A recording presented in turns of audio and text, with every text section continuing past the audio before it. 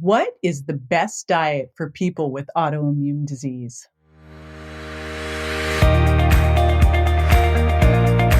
This is JJ Virgin, four-time New York Times bestselling author, celebrity nutrition expert, and fitness Hall of Famer. I've been on a lifelong quest for answers to the toughest health questions. And now I'm sharing what I found with you. Welcome to Ask the Health Expert.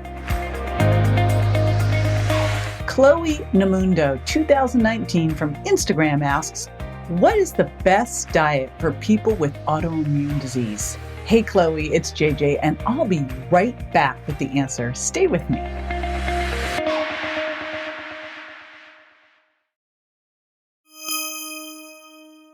I had a mentor early on in my nutrition career, Robert Cran. And Robert Cran said, the sicker you are, the farther back in your ancestry you will have to go in terms of your eating regimen.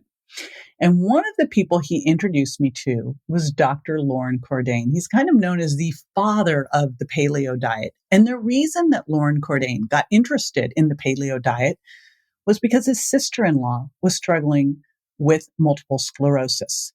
And what he discovered was that when she followed a paleo-style diet, her MS basically went away.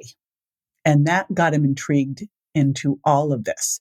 Fast forward to now, because this was, I think 20 years ago when I first got introduced to him. A couple years ago, I got introduced to Dr. Terry Wahls, who was diagnosed with multiple sclerosis and basically came through and turned it around by doing kind of a more intense version of a paleo diet. She did paleo diet plus very specific supplements. And she talks about this in an amazing TED Talk that you will want to check out, where she goes through this process.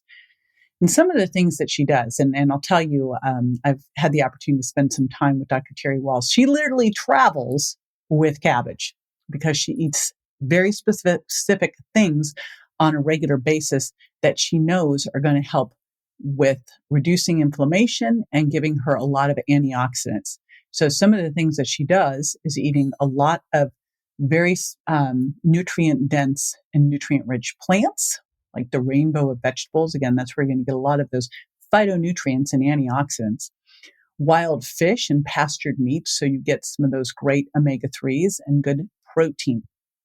So that's one of the things I want to emphasize here is, again, the sicker you are, farther back in your ancestry you want to go, and really working through that paleo style diet. And I would say go check out Dr. Terry Wahls of the Wahls Protocol, WAHLS, for that information. And then also look at things that can help support your body better. And one of the key nutrients you really want to look at here is vitamin D. Now, I've been talking a lot about vitamin D because it's so important for good immune system support.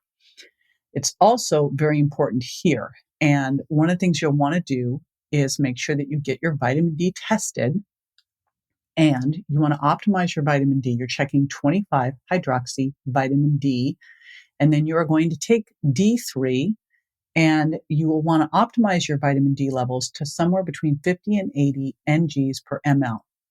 And you'll want to make sure that you're taking vitamin D3 with vitamins K1 and 2. They work in concert.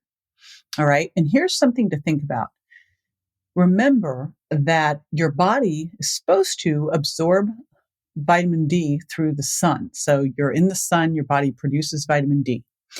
And so if you're wearing sunscreen, if you're avoiding the sun, if you're in a seasonal place, your vitamin D levels will vary, right? I mean, if you live in a very seasonal place, let's say Minnesota, you would probably have much higher vitamin D levels in the summer than in the winter when you're not really outside. Or if you're avoiding the sun or wearing sunscreen. And there's also genetically some people who just don't make vitamin D well. So this is where it's very important to monitor this and do this. Another thing that's very important here is good mitochondrial function, and supporting good mitochondrial function. That is where CoQ10 comes into play. That is another one you're going to want to look at. And of course, reducing inflammation. And that's where important dietary shifts here with omega-3s. And of course, probably taking supplemental fish oil, and then all of those antioxidants that can help lower highly sensitive C-reactive protein. And that's what you're getting from all of that rainbow of vegetables. And then, of course, finally, figuring out what are triggers for you. One of the reasons the virgin diet can work well for autoimmune disease is it's basically removing a lot of these potential triggers like gluten and dairy and corn and soy and eggs and peanuts. One of the things that you really want to look at is something might be allowed on, say, the paleo diet, but it doesn't work for you. So make sure that you're also looking at which foods work for you, because even though they may be acceptable, they may not be good for you. They may be a trigger. So that's the other key thing to look at. This is JJ with Ask the Health Expert. I do this 5 times a week, so make sure you never miss a show by going to subscribetojj.com.